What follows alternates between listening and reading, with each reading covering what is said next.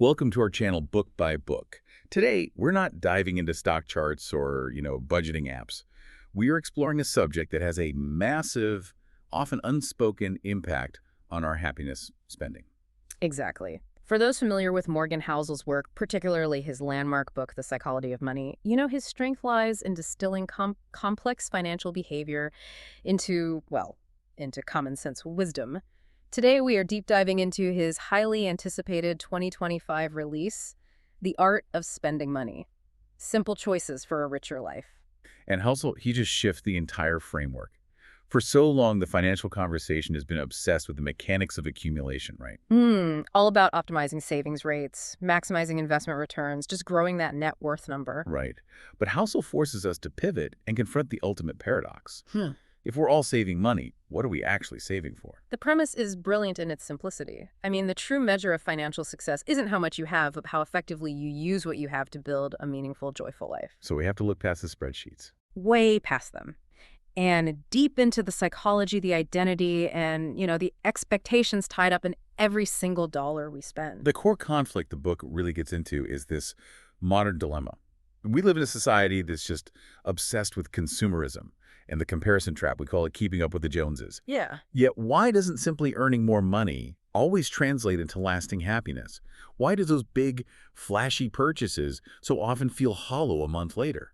What's crucial here, and I think this is the core of the whole book, is Housel's framing that spending is more art than science. Art, not science. I like that. If it were science, there'd be an algorithm for it, right? A Yeah. simple formula that would guarantee contentment. But because contentment is rooted in these deeply personal values, our fears, our life experiences, the right way to spend money simply doesn't exist. Not universally, anyway. So the book's mission is to give you the tools to become the artist of your own financial fulfillment. That's it, exactly. That sets the perfect tone. Let's immediately unpack the foundational concept Housel uses to reframe our entire relationship with our bank account. We'll call this section 1. The critical distinction: is money a tool or is it just a status meter? Okay, let's unpack this core idea because it really anchors the entire book, and we need some rigorous honesty here. Housel insists we have to define what money's role is in our lives. Is it a lever to improve our own existence, or is it just a signpost directed at the outside world? Yeah, and it's a powerful dichotomy. He basically says we can categorize all our financial decisions into one of two buckets. The first one is money as a tool. Okay, a tool, what does that mean? This is money used intentionally to serve your life. It buys you flexibility, resilience, peace of mind. Things you can't really show off. Exactly. It could be access to a high-quality education or meaningful, growth-oriented experiences. It's functional, practical, and it's deeply inward-facing. And the other bucket, which I suspect is responsible for most of our financial anxiety and regret, Is money as a status meter.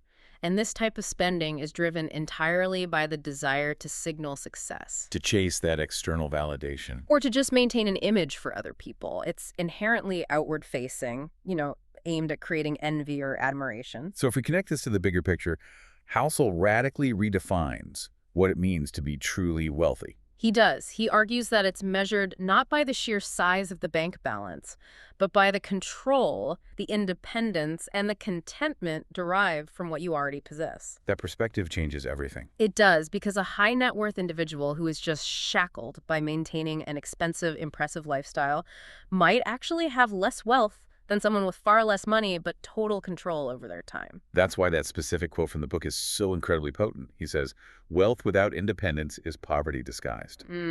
That's a powerful line. Let's explore that.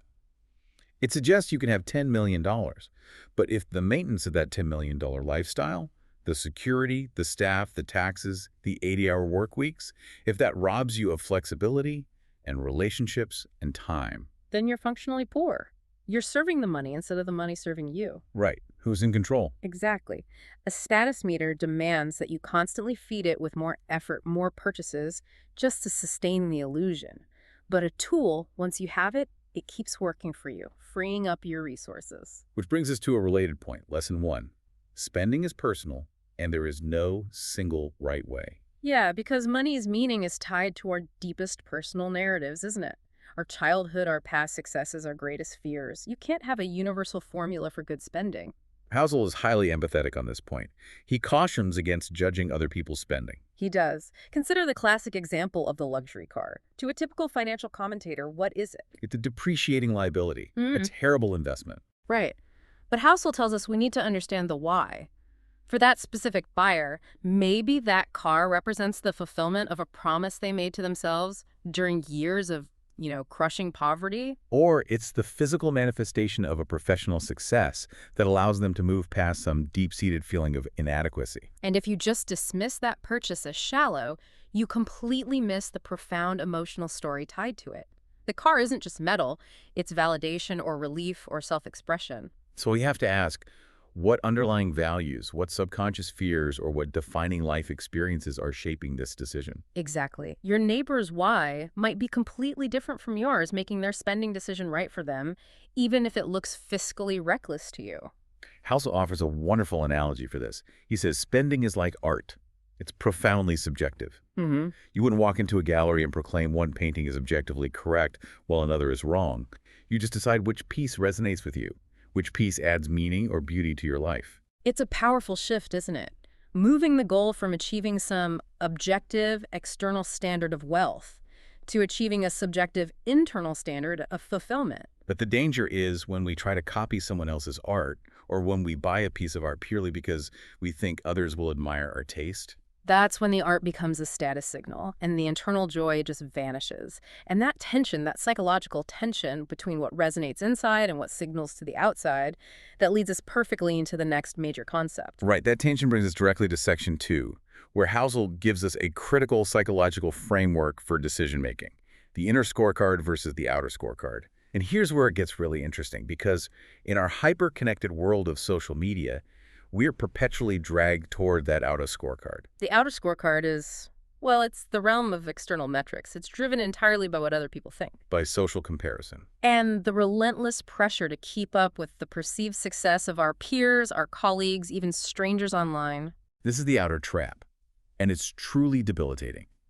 When we chase external validation needing the bigger pool, the more prestigious postcode, the vacation that's documented meticulously to make people jealous. You're pursuing a never-ending cycle. Comparison is relentless because the target just keeps shifting. As soon as you achieve one standard, You immediately find a new, higher standard set by another group. It's an unsustainable game. You can't win. what's fascinating here is the psychological mechanism at play. Well, human beings are wired for social ranking. It's an evolutionary mechanism. But in the past, your social comparison was limited to your immediate village, right? Now we compare ourselves instantly against the curated highlights of 7 billion people. Housel suggests this is why so many outwardly successful people feel internally poor or anxious. They're constantly losing the comparison war. So the inner shift is recognizing the futility of this war and intentionally redirecting the focus inward. The inner scorecard asks entirely different questions. Questions like, what truly generates contentment for me? Does this purchase align with my long-term values, my relationships, my well-being? Is this choice rooted in fear, or is it rooted in my purpose? Right. And others' opinions, the metrics of the outer scorecard, they're unstable. They're like shifting sand. They can change overnight based on fashion or the economy. Of your own values. Those are like bedrock, stable, grounding, and real. The core argument is that only the inner scorecard can provide a stable foundation for happiness. That shift transforms spending from an exhausting public performance into a private reflection of your personal priorities. Okay, but let's introduce some friction here. I can hear listeners asking, isn't some status spending a necessary utility? For example, if I'm a consultant or a high-level salesperson, I have to signal competence through my wardrobe or my office location, maybe even my car. How does Housel square that with the inner scorecard? That's a crucial gray area, and he acknowledges that spending is rarely black and white. If signaling success is genuinely a tool to achieve professional independence or security, meaning it helps you close the deal that buys you back time, then it moves into the realm of utility. So the key is intent and boundary. Precisely. The inner scorecard requires you to ask, am I buying this expensive suit because it directly translates into revenue and freedom for me, Or am I buying it because I need my colleagues to be jealous? If you're focused on utility, you buy the high-quality suit because it performs reliably and conveys competence. But if you're focused on status, you buy the suit purely for the visible designer logo and the potential applause, even if it compromises your financial stability. The inner scorecard demands you constantly verify the intent behind the purchase. This ties into the concept of identity spending, I think. We often spend to confirm who we believe we are or who we desperately want to be. That's a great point. If your inner identity is responsible, secure family provider, your spending will probably reflect high utility purchases like comprehensive insurance or educational savings. But if my identity is successful rebel, my spending might lean toward flashy, status-driven purchases designed to challenge convention. The inner scorecard helps you align your spending with your actual desired identity, not the identity that's being imposed by external comparison. The difficulty, though, is that our brains are hardwired for social approval. Status spending triggers immediate, powerful emotional rewards, that rush of admiration. But because it's so reactive and emotional, that status satisfaction is almost always fleeting, leaving us much less fulfilled long-term than true utility spending would have. Okay, so that distinction between utility and status is so foundational that Housel dedicates a large part of the book to Lesson 2, utility spending versus status spending. Right, we have to become masters at classifying our own purchases. This is the practical framework Housel wants us to apply every day. So, utility spending. That's spending that provides genuine, lasting value that improves your life, regardless of who is watching. Like investing in your health, buying back your time, creating a secure and comfortable home base. Or purchasing meaningful, growth-oriented experiences like travel or education. And status spending, on the other hand, aims for that fleeting approval, admiration, or envy. We're talking about the designer items chosen specifically for the label, the unnecessarily excessive car lease, or the property that demands more financial commitment than it provides emotional comfort. Housel makes the powerful assertion that status spending tends to yield rapid gratification, followed by long-term regret. Why is that? It's because the satisfaction is derived entirely externally. The moment the attention shifts or the next version of that status symbol is released, your internal satisfaction just evaporates. You're left with a depreciating asset and financial stress. But utility spending, especially when it's aligned with those deeply held personal values. That yields deeper, self-reinforcing happiness. If you spend money to improve your sleep quality, a great bed, quiet surroundings, or your physical health, good food, a gym membership, those benefits accumulate and endure. They make every day better, irrespective of what anyone else thinks. Let's elaborate on Housel's fantastic metaphor for this.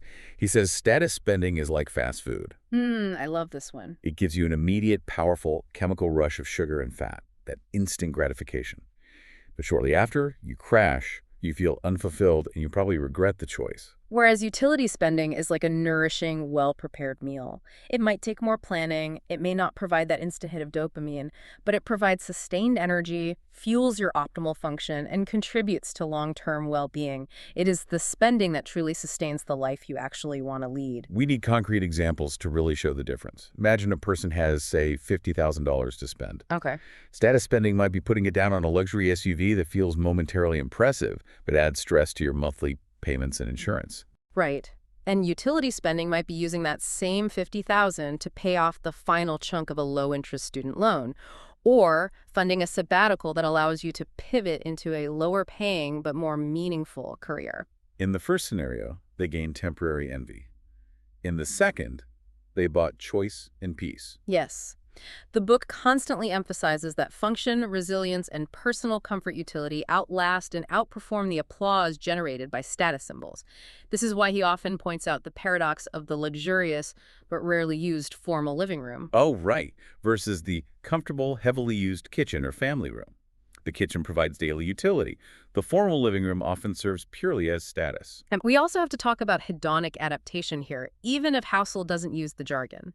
Hedonic adaptation is that process where humans rapidly adjust to positive or negative changes in their lives. So the initial thrill of a new status purchase fades really quickly. Exactly. The bigger house, the faster car, they quickly become the new normal, requiring an even bigger, flashier purchase to recapture that initial high. And status spending is the fuel for that. It is. You buy the thing, you adapt, you need the next thing.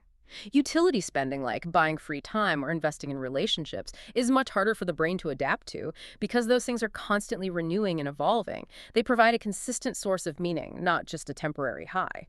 Moving into section 4, this is where Housel makes his most profound philosophical argument about the highest and best use of money.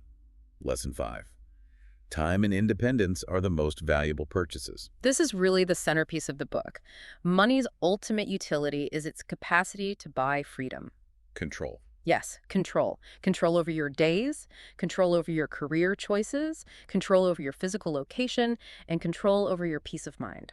So maximizing value means treating money as a tool specifically designed to increase independence and reduce stress. It means looking at every dollar saved or every obligation avoided, not as a lack of consumption, but as an investment in future flexibility. House provides compelling practical examples for this. It might mean choosing a job that pays a bit less but requires fewer hours or has a shorter commute. So you're essentially prioritizing buying back time over a higher salary. Right. Or it could involve aggressively saving to build a financial buffer that's large enough to allow you to walk away from a toxic situation without immediate financial panic. That buffer is a purchase of independence. We talked about the analogy earlier, but it deserves some deep thought here. Money should work for you like oxygen in a diver's tank.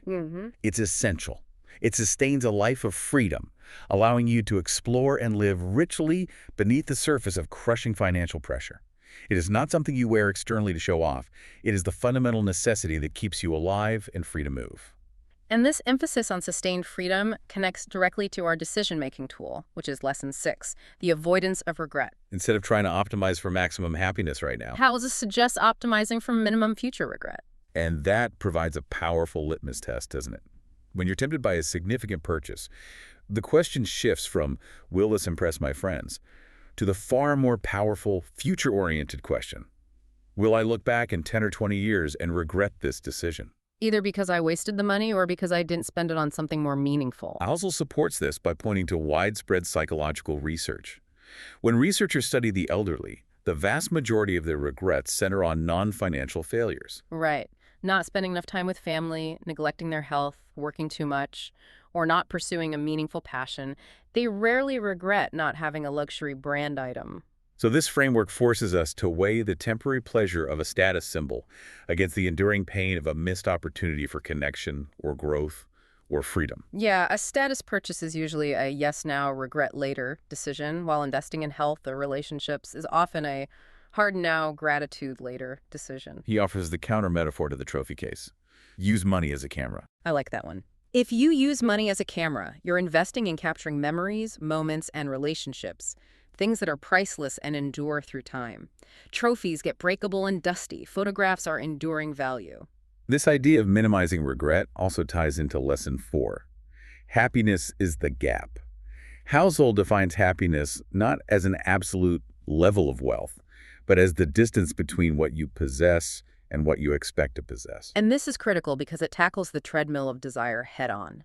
If your expectations continually reset with every raise or every new purchase, if you always need the next bigger house or the better car, satisfaction is mathematically impossible. You're just running on a treadmill where the finish line constantly moves farther away. The key actionable insight here is that managing your expectations is one of the most powerful yet vastly underrated tools for financial and psychological well-being. It's cheaper and more effective to deliberately scale back the consumption standards you hold for yourself than it is to constantly earn more money just to meet these ever-increasing desires. By consciously narrowing that gap between what you have and what you feel you need, you create instant contentment. Scaling back consumption expectations frees up mental and emotional space, creating room for meaning, peace, and clarity that money alone can never buy.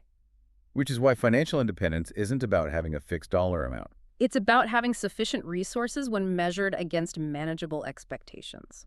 Okay, so since spending is so intensely personal, successful implementation of Housel's philosophy requires Lesson 7. Intentionality requires deep self-awareness. Yes, you can't spend intentionally if you haven't first achieved profound clarity on your personal values, your insecurities, and your true desires. And that seems like the biggest hurdle. How do we achieve that clarity when society and marketing are constantly trying to define our desires for us? Well, Housel addresses this by advocating for a process, the wide funnel and tight filter. Okay, what does that mean? The wide funnel encourages experimentation. You have to try different types of spending on travel, on fitness, on convenient services, on hobbies to see what truly moves the needle of your personal happiness. But the filter has to be ruthless. Exactly. Once you identify a spending category that does not provide lasting joy or utility, you must rigorously remove it, even if it's something society tells you is important. That's the tight filter, the refusal to tolerate spending that drains resources without providing meaningful return. The process requires answering those core clarity questions with brutal honesty. Why am I spending this? Am I spending this because it expresses my values or because it seeks external approval? Is it genuinely adding lasting value to my life, or is it simply draining my time, my savings, or my peace of mind? This approach transforms the management of money from a stressful chore into an act of self-curation. And the analogy Housel suggests is brilliant. Managing money is like curating a personal gallery. You're the sole curator. Yes. Every piece you acquire, every purchase, every investment should be chosen based on what adds meaning, beauty, and fulfillment to your unique life. You wouldn't let a random stranger dictate what hangs on your walls, so why let external expectations dictate how you spend your resources? Let's briefly recap the underlying psychological frameworks Housel uses, because they explain the why behind our most confusing behaviors. First, there's the framework of behavior as meaning. Right. This means understanding that what looks like irrational spending to an outsider, say blowing half a paycheck on a single piece of jewelry, often makes perfect sense when you view it through that person's unique life lens, their emotional history, and their coping mechanisms. So clarity comes from seeking the meaning behind the action, not just judging the expense. Exactly. Secondly, we have the paradox of wealth. The goal of financial life is not accumulation for accumulation's sake. Right. Housel constantly reinforces that earning more doesn't guarantee happiness. It merely amplifies your spending habits. Yeah, if you have bad spending habits, more money just makes you a more efficient regret generator. The priority has to be using wealth to buy independence, time, and relationships. And finally, the book is underpinned by the essential tools we discussed: regret minimization and the mastery of the inner versus outer scorecard. Those three frameworks provide the complete foundation for shifting our entire financial focus from the purely mathematical effort of accumulation to the deeply psychological effort of intentional spending. These insights provide the essential map for navigating away from those compulsive spending habits driven by external noise towards spending that genuinely serves us. The shift feels uncomfortable initially because you are defying social norms, but the reward is profound, true financial peace. We've covered the deep philosophy and the psychological frameworks, which is really the heart of Housel's message. Now, let's translate these insights to concrete, actionable steps, things you can start implementing today, regardless of your current income level, to begin your journey toward intentional spending. Okay, and we can group these practical steps into three core areas: mindset, auditing, and implementation. Let's start with mindset, which is maybe the most difficult because it requires that introspection. The first actionable step is define your personal scorecard. You have to write down in detail what a rich, successful, and joyful life looks like for you. What are your values? Family, health, creativity, security. Use this list as your ultimate guide, independent of all external voices. The second step is purely observational, and it falls into that auditing category. Distinguish utility versus status spending. Before any major purchase, pause for, say, 72 hours. During that time, classify the purchase. Is this serving my function, my comfort, or my freedom utility? Or is this primarily serving others, impressing, competing, or showing off status? Be honest, the answer should guide your final decision. Okay, number 3 is the implementation of that primary decision filter. Use the regret filter. When you're tempted, run the time machine scenario. Fast forward 10 or 20 years. And ask yourself, what decision regarding this money, spending it, saving it, or spending it elsewhere will maximize gratitude and minimize regret? This long-term perspective naturally deprioritizes those fleeting status symbols. Fourth, focus your major financial goals on Housel's greatest lesson: buy independence, time, and flexibility. Treat savings, low monthly obligations, and a robust emergency fund as your highest return investments. They increase your choices, which is the definition of wealth. This means consciously choosing a slightly smaller mortgage or a more reliable, lower-profile car to free up capital and time. Right. Fifth, back in the auditing category, is a really practical tool. Try a detailed spending diary. And this isn't just logging expenses. No, it's logging the impulse and the emotion behind the expense. Log what you bought, how much it cost, and immediately reflect. Why did I want this right now? Was I stressed? Was I seeking validation? Was I bored?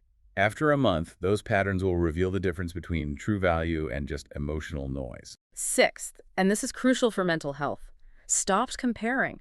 Recognize that the treadmill of chasing social status through possessions has no finish line and is designed to steal your joy. Active appreciation for what you have is the antidote to the poison of external comparison. Seventh, focus where the return is greatest. Invest in experiences, relationships, and health over things. Yes. Memories, personal growth, strong social bonds, and physical vitality appreciate over time. Material objects depreciate instantly. Prioritize a family vacation or a skill-building class over the next gadget upgrade. Eighth, remember the core philosophy in your daily transactions.